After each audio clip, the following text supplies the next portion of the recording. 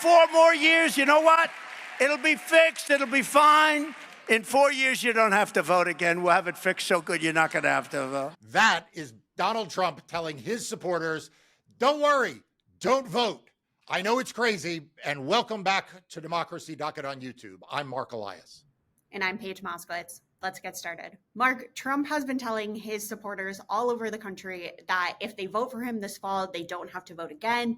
He recently made waves by saying this a couple days ago. He made similar comments in June at a rally there at the Faith and Freedom Coalition event in Washington, D.C. Christians go to church, but they don't vote that much.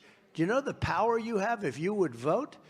It wouldn't even be. So you got to get out and vote. Just this time, I don't care. In 4 years, you don't have to vote, okay? In 4 years, don't vote. I don't care. But we'll have it all straightened out, so it'll be much different. He keeps telling his voters, if you vote this fall, you don't have to vote again. He's also telling them, I don't need your vote. We have so many votes, you don't even need to cast a ballot.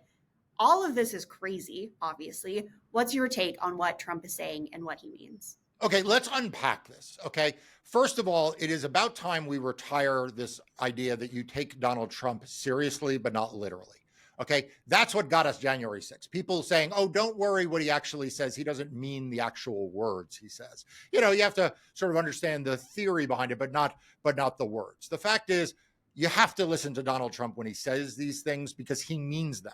It may be outrageous and Republicans want to act like he doesn't mean them, but he does mean it. So let's just start with that. Now, there are two possibilities for what Donald Trump said.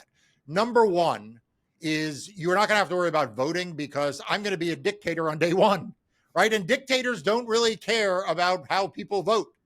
He may be saying, don't worry about get out the vote because we have plenty of votes because he's planning on cheating after the election again. He's got election deniers doing his bidding. And just like last time, he brought frivolous lawsuits and then inspired a violent insurrection. He's figuring the votes don't matter, right? So that's theory one. And I think that is actually the thing we need to take seriously and literally. The other alternative, which, you know, some of the Trump apologists offer is, no, he's just saying that because he won't be on the ballot again after this time, he doesn't care about the future of democracy. Well, that's not really speaking that highly of the guy, right? He's just saying, like, vote in this election, and then if my supporters never support another candidate again, I don't care because I'm just a narcissist. So, like, that's the good theory. But look, I think it is probably both. I think he both believes that once he's in office, he will figure out how to stay in office and the votes won't matter going forward. And that is, if it doesn't benefit him, who cares? So either way, we need to be very concerned about what Donald Trump is telling his supporters. And Marc, even Republicans are confused about what Trump is meaning to say with these things. Laura Ingraham did an interview with Trump earlier this week, asked him to clarify what he meant, but he really just doubled down on everything he said. It's being interpreted, as you are not surprised to hear, No, by the left as, well, they're never going to have another election. He's saying there's not. So, First time I've even heard. Can you even just respond to that? I said, typically, Christians do not vote. Why it is, I don't know. You're rebellious. Something's going on.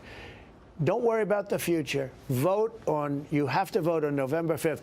After that, you don't have to worry about voting anymore. I don't care because we're going to fix it. The country will be fixed. Go back so to you meant you don't have to vote for you because you have 4 years in office. Look. Christians are known. You know who else doesn't vote? Gun owners don't vote. Look, I think you're being very kind to Laura Ingraham.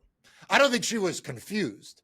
I think she was desperately trying to plead with the guy to please stop saying this. Like, she is trying to clarify for him that he means something less terrible than the words he actually said.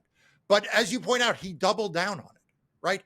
He doubled down on it because it is what he actually believes. He does not respect his voters and he does not respect democracy.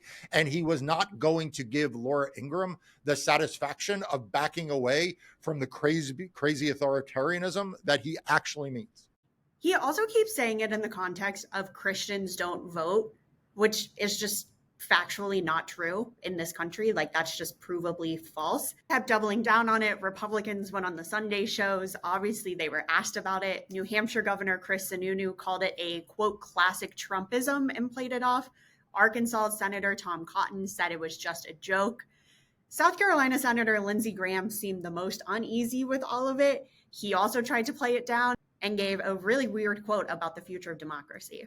Democrats say the former president is trying to take the reins of the entire democratic system here with these comments. You're laughing. What do you believe he's trying to say? What's the truth?